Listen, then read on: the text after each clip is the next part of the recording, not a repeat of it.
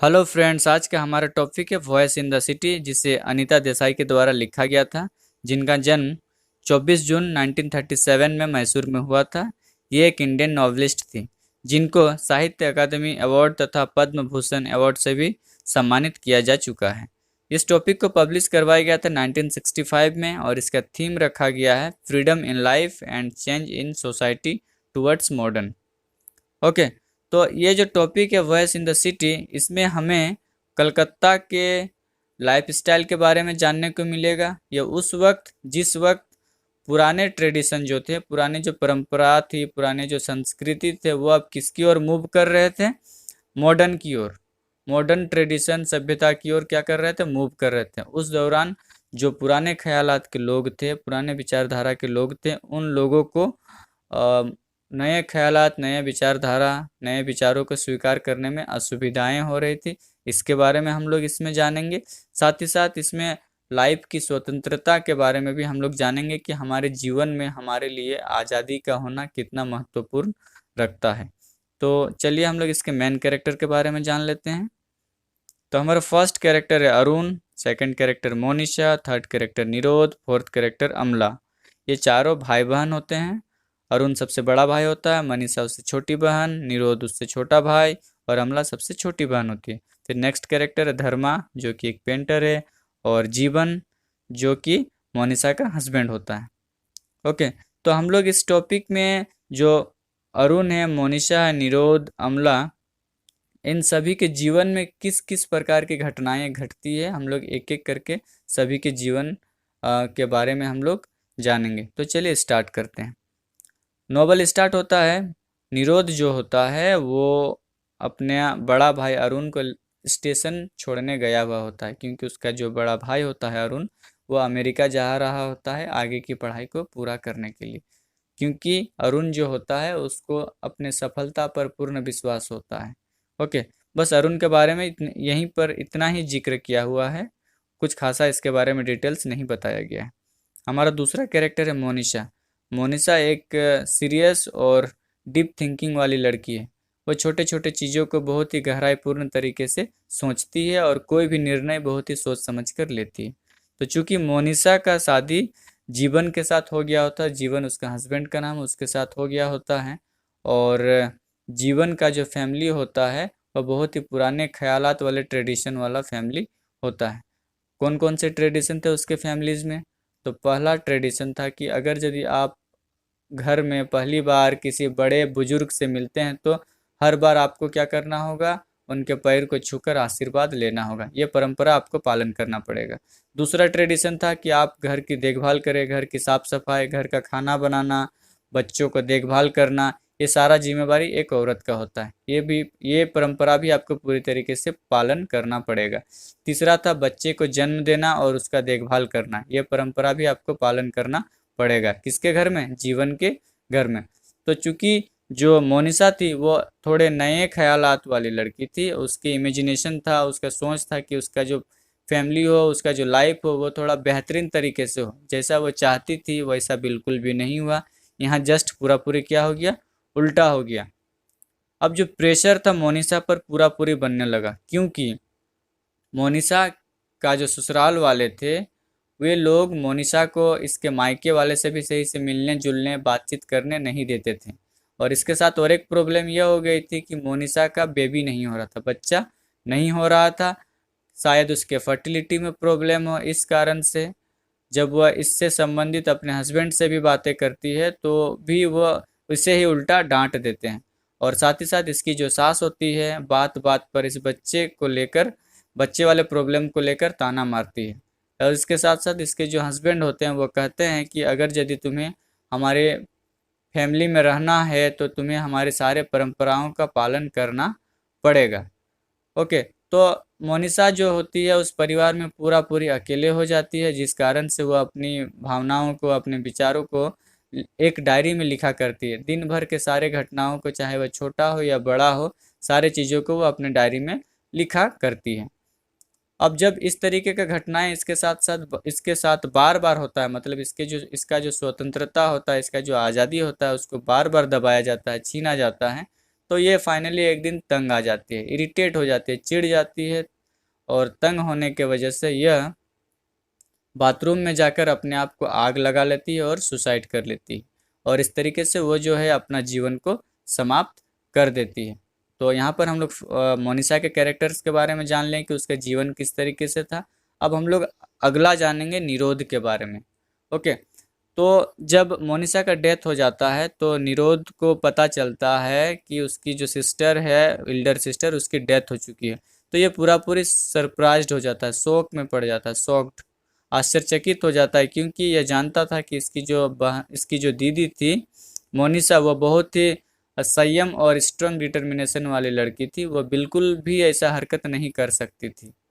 लेकिन कुछ टाइम के बाद निरोध को जब उसकी डायरी मिलती है और वो उस डायरी को पढ़ता है तो उसे पता चलता है कि इसके साथ इसके ससुराल वालों ने बहुत ही गलत तरीके से ट्रीटमेंट करते थे, बिहेव रखते थे, जिस वजह से ये तंग आकर ये सुसाइड वाला कंडीशन इसके जीवन में आ गया और ये फाइनली ये सुसाइड कर कर अपना जीवन को समाप्त कर दी। ओके, तो अब यहाँ पर होता क्या है कि निरोध जो है वो भी कलकत्ता में रहता है और इसे भी अपना जीवन को सुचारू ढंग से चलाने के लिए कुछ ना कुछ काम करना पड़ेगा। और यह हमेशा सोचता था कि ये जो भी काम करता था इसे बार बार अपने फेलियर होने का बहुत ही ज़्यादा डर सताता था। यह हमेशा सोचता था कि मैं जो काम करूँगा वो सफल होगा नहीं होगा, ये हमेशा कन्फ्यूज रहा करता था। तो यह एक न्यूज़ एजेंसी में काम किया करता था, एक एडिटर था, संपादक, मतलब यह यहाँ वहाँ से न्यूज़ कलेक्ट करता था और ये सारे न्यूज़पेपर में प्रिंट होता था। लेकिन न्यूज़ जो प्रिंट होता था वह कम्प्लीटली कंपनी के अनुसार होता था, कंपनी जैसा चाहे वह उसी के हिसाब से कर सकता था। यह अपना जो दिमाग है, अपना जो अनुभव है, अपना जो विचार है, वह बिल्कुल भी यह उसमें इनपुट नहीं कर सकता था। कौन? निरोध। मतलब कहीं ना कहीं इसका जो स्वतंत्रता था, जो आज़ादी था कि मैं भी अपने अनुसार से कुछ लिख सकूं, बोल सकूं, अपना आइडिया डाल सकूं, अपना अनुभव डाल सकूं, ये सारा चीज़ इसे छापने का बिल्कुल भी अनुमति नहीं था। और फाइनली क्या होता है, ये भी तंग आ जाता है, ये सोचता है कि इससे तो मेरा कोई बेनिफिट होगा नहीं, मेरा कुछ डेवलपमेंट हो नहीं रहा है। और वह क्या करता है, वो जो जॉब होता है उसको वो छोड़ देता है और वह डिसाइड करता है कि वह खुद का एक मैगजीन प्रिंट करने का बिजनेस स्टार्ट करेगा और नोवेल और प्ले लिखना स्टार्ट करेगा। लेकिन यहाँ पर भी वो कंफ्यूज होता है कि चलेगा नहीं चलेगा, बिजनेस सक्सेसफुल होगा नहीं होगा, उसे बड़ा कंफ्यूजन रहता है।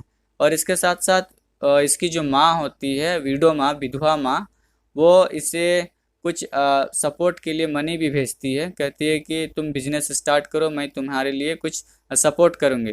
तो इस पर जो निरोध है वो लेने से मना कर देता है। वो इसलिए मना कर देता है क्योंकि निरोध अपनी माँ से बहुत ही ज़्यादा नाराज़ होता है, क्योंकि जब इसके पापा डेथ कर गए थे उस वक्त निरोध और उसके जो भाई बहन थे ये लोग चाहते थे कि इनकी माँ इनके साथ रहे, लेकिन इनकी जो माँ थी वह एक मेजर चड्डा नाम के व्यक्ति के साथ अफेयर्स होता है, जिस वजह से वह उसके साथ शादी कर कर सेटल हो जाती है, जिस वजह से निरोध अब तक अपनी माँ से नाराज था, इसलिए उसने अपनी माँ का हेल्प लेना रिजेक्ट कर दिया, हेल्प नहीं लिया। वो कहता है कि मैं अपने दम पर करूँगा, जो भी करूँगा अपने दम पर करूँगा, मुझे किसी की हेल्प की ज़रूरत नहीं है। और इसके फ्रेंड भी हेल्प करना चाहते हैं लेकिन वो उनका भी प्रपोजल को क्या करता है, ठुकरा देता है और ये अपना बिजनेस को स्टार्ट करता है, लेकिन बिजनेस सही तरीके से चल नहीं पाता है और फाइनली क्या हो जाता है, वो फिनिश हो जाता है, वह ख़त्म हो जाता है। ठीक है, तो यहाँ पर जो निरोध है वो फिर से टूट जाता है और वो कहता है कि ये जो धरती है, ये जो कलकत्ता है, कलकत्ता का जो शहर है, यहाँ का जो लाइफ स्टाइल है, वो कम्प्लीटली किससे कंपेयर करता है, गॉडेज काली से, काली माँ से तुलना करता है। वो कहता है कि हमारा जो कलकत्ता है, यहाँ पर जो काली माँ है, मतलब जस्ट लाइक काली माँ से तुलना करता है कि काली माँ का क्या काम होता है कि क्रिएटिविटी को नष्ट करना, अगर यदि लोग डेवलपमेंट की ओर बढ़ रहे हैं तो वह उसे नष्ट कर देती है, ख़त्म कर देती है। जिस प्रकार से कलकत्ता में क्या हो रहा है उसके साथ, वो जिस भी चीज़ को करने के लिए आगे बढ़ता है वो कम्प्लीटली ख़त्म हो जा रहा है, ऑटोमेटिक बर्बाद हो जा रहा है, वह उस काम में सफल नहीं हो पा रहा है। लेकिन क्या होता है, कुछ टाइम के बाद वो एक सपना देखता है जिसमें उस सपने में वह अपनी माँ के छवि को गॉडेस काली के रूप में देख पाता है। और उसके मन में यह सोच आता है कि अगर यदि कोई माँ कोई चीज़ का विनाश कर सकती है तो सिर्फ अपने बच्चों की बुराई को विनाश कर सकती है, ना कि अच्छाई को। इसलिए जो बर्बाद कर सकती है, जो विनाश कर सकती है, वो हमें बचा भी सकती है, हमारे जीवन को संवार भी सकती है। और इस तरीके से ये जो ड्रीम आने के बाद ये जो निरोध है, इसका विचार पूरी तरीके से बदल जाता है और वह अपनी माँ से मिलने जाता है बाद में। और जो इसके बीच में जो कन्फ्यूज़न था माँ को लेकर, जो गुस्सा था, वो फिनिश हो जाता है और इस तरीके से जो होता है उसका विचारधारा अब बदल जाता है। ठीक है। उसके बाद कलकत्ता में जो निरोध होता है उसका मुलाकात धर्मा नाम का एक पेंटर से होता है। चूँकि दोनों के बीच में दोस्ती तो होता है, लेकिन जो निरोध होता है वह देखता है कि धर्मा का जीवन जो है वह पूरी तरीके से एडजस्ट है, वह वर्तमान कंडीशन, वर्तमान ट्रेडिशन के अनुसार जीना सीख गया है और वह जी भी रहा है, लेकिन निरोध को जीने में तकलीफ हो रहा है। लेकिन धीरे धीरे क्या होता है कि निरोध भी अपने आप को धीरे धीरे सेटल कर लेता है, कोशिश करता है और फाइनली वो भी वहाँ पर सेटल हो जाता है। उसके बाद हमारा फिर नेक्स्ट कैरेक्टर है अमला। अमला जो कि एक थोड़ी मॉडर्न थिंकिंग वाली लड़की होती है, मतलब प्रेजेंट कंडीशन को सोचने वाली लड़की होती है, जो एक कॉमर्शियल आर्टिस्ट होती है और वह इसका ट्रेनिंग बम्बई से प्राप्त की हुई थी। ओके। तो होता क्या है कि जो अमला होती है, स्टार्टिंग में इसका मुलाकात किसके साथ होता है कलकत्ता में? धर्मा नाम के पेंटर के साथ, जिसका भेंट इससे पहले धर्मा का किसके साथ हुआ था? निरोध के साथ। अब किसके साथ होता है? अमला का धर्मा के साथ। तो धर्मा अमला को देखता है और वह कहता है कि तुम मेरे पेंटिंग के लिए आइडल हो। आइडल मतलब एक बहुत ही बेहतरीन, मतलब कहने का मतलब यह है कि जो धर्मा है वह अमला का एक चित्र बनाना चाहता था, एक पेंटिंग बनाना चाहता था, ताकि वो लोगों के बीच में शो कर सके और अपने क्रिएटिविटी को वो दिखा सके। ओके। और इसके लिए धर्मा अमला को प्रपोजल भी देता है अपने साथ काम करने का। अमला खुश हो जाती है, उसे लगता है कि शायद लोग अच्छे हैं और इस वजह से वो काम को ज्वाइन कर लेती है। फिर क्या होता है, ज्वाइन करने के बाद वह ऊंचे ऊंचे लोगों के साथ, उच्च पद वाले लोगों के साथ उसका उठना बैठना होता है, रहना खाना पीना होता है। तो कहा जाता है ना कि किसी के साथ रहने से उसकी सच्चाई को धीरे धीरे पता चलने लगता है। तो क्या होता है कि अमला को भी सारा सच्चाई पता चलने लगता है उन लोगों के बारे में और धर्मा के बारे में। तो इससे पता चलता है कि वे जो लोग थे सभी लोग फेक थे, किसी के पास इमोशन नहीं है, कोई एक दूसरे के समझते नहीं है, सब अपने बेनिफिट्स के बारे में सोचते हैं। फिर उसे धर्मा के बारे में पता चलता है कि धर्मा भी कोई अच्छा व्यक्ति नहीं है, क्योंकि उसकी भी एक बेटी है जिसके साथ वह बहुत ही गलत तरीके से ट्रीटमेंट करता है, उसे मारता पीटता है। जब इन सब चीज़ों के बारे में उसे पता चल जाता है तो जो अमला होती है वो बहुत ही ज़्यादा उदास हो जाती है। उसे लगता है कि ये दुनिया के जो लोग हैं बहुत ही नेगेटिविटी वाले लोग हैं, इनमें बिल्कुल भी सही तरीके के विचारधारा नहीं है, और वह उन लोगों को छोड़ देती है, ब्रेकअप कर लेती है उन लोगों के साथ। और वह सोचती है कि अगर यदि मुझे कलकत्ता में जीना है तो मुझे किसी भी तरीके से कोई काम पकड़ना पड़ेगा, चाहे वो काम कितना ही घटिया क्यों ना हो। और वो किसके वहाँ काम पकड़ लेती है? प्रोफेसर बोस के वहाँ पर वो काम पकड़ लेती है, क्योंकि वो आर्टिस्ट रहती है, पेंटिंग का काम करती है, तो उसे कुछ ना कुछ काम तो मिल ही गया, मतलब मिल जाता है प्रोफेसर बोस के वहाँ। अब क्या होता है कि कुछ टाइम के बाद जब पंचतंत्र की कहानियाँ पब्लिश होने को आती है, उस वक्त क्या होता है कि अमला को जो पंचतंत्र की कहानियाँ वाली कॉमिक्स होती है उसमें जो छोटे छोटे नेचर का चित्र हुआ, जानवरों का चित्र हुआ, हमारे विलेज लोकेलिटी इन सभी का जो चित्र हुआ, इसको बनाने का अवसर उसे मिलता है। जब उसे यह अवसर मिलता है तो वह बहुत ही ज़्यादा खुश हो जाती है और बनाते बनाते उसके माइंड में डिफरेंट टाइप्स के थिंकिंग आने लगते हैं, मतलब उन चित्रों से रिलेटेड इसके माइंड में थिंकिंग आने लगते हैं। वह उन चित्रों को बहुत ही डीप एनालिसिस करती है, उनके बारे में डीप में सोचती है। तो इसे बहुत ही बेहतरीन तरीके से अच्छा महसूस होता है कि अब वो बिल्कुल सही कर रही है और अपना जो जीवन है वो वर्तमान कंडीशन के अनुसार अपने आप को ढाल पाएगी। तो चूंकि इस टॉपिक में कंक्लूजन यही निकलता है कि जो निरोध और अरुण होता है, अरुण तो सक्सेसफुल के बारे में हमेशा सोचता था, जबकि निरोध हमेशा नेगेटिविटी इसके माइंड में चलती थी कि पता नहीं जीवन में सक्सेस होंगे कि नहीं होंगे।